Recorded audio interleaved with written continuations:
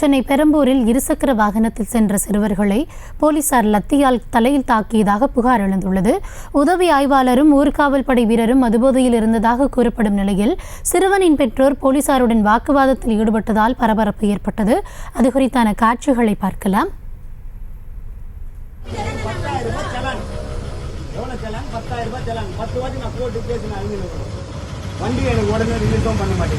ஒரு போதில் இவனை வச்சு லட்டி வர பூச்சி வச்சுக்கிறேன் சார், வீடியோட பூச்சிக்கிறேன் சார்.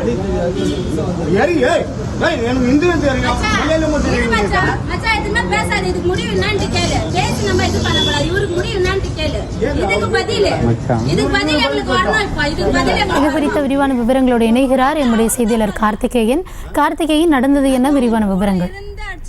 முற்பகல் வணக்கம் கௌதமி. சென்னை பெரம்பூரில் இருசக்கர வாகனத்தில் சென்ற அண்ணன் தம்பி இருவரை குடிபோதையில் காவலர்கள் இருவர் லத்தியால் தாக்கியதாக புகார் ஒன்று எழுந்துள்ளது. தலையில் காயத்துடன் 11 வயது சிறுவன் தற்போது அரசு ஸ்டான்லி மருத்துவமனையில் அனுமதிக்கப்பட்டு சிகிச்சை பெற்று வருகிறார். சென்னை புளியந்தோப்பு திருவிக்கா நகர் 4வது தெருவை சேர்ந்தவர் சாயின்ஷா.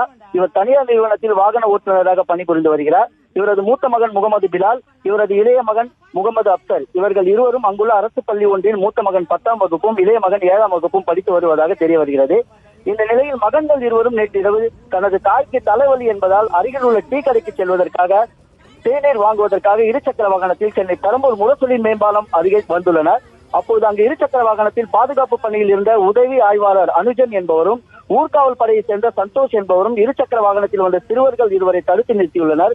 மேலும் காவலர்கள் 2 பேரும் முழு குடி போதையில் இருந்ததாகவும் கூறப்படுகிறது. இதனால் சிறுவர்கள் இருவரும் காவலர்கள் குடிபோதையில் இருப்பதால் அவர்கள் ஏதேனும் தங்கள் மீது தாக்குதல் நடத்தக்கூடும் என்றும் வழக்கு பதியக்கூடும் என்ற அச்சத்தில் சிறுவர்கள் முகமது பிலால் என்பவன் வாகனத்தை வேகமாக ஓட்டியுள்ளான். இதனைத் தொடர்ந்து அந்த இருசக்கர வாகனத்தை துரத்தியபடி உதவி ஆய்வாளரும் ஊர்காவல் படையை சேர்ந்த 2 நபர்களும் வேகமாக சென்றுள்ளனர்.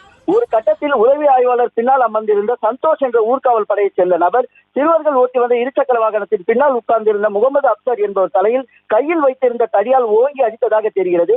இதனை அடுத்து முகமது அப்சர் நிலை தடுமாறி நிலை குலைந்து நடுரோட்டில் விழுந்ததாக கூறப்படுகிறது. இதில் அவருக்கு தலையில் பின் பக்கத்தில் காயம் ஏற்பட்டதாகவும் தெரிய வருகிறது.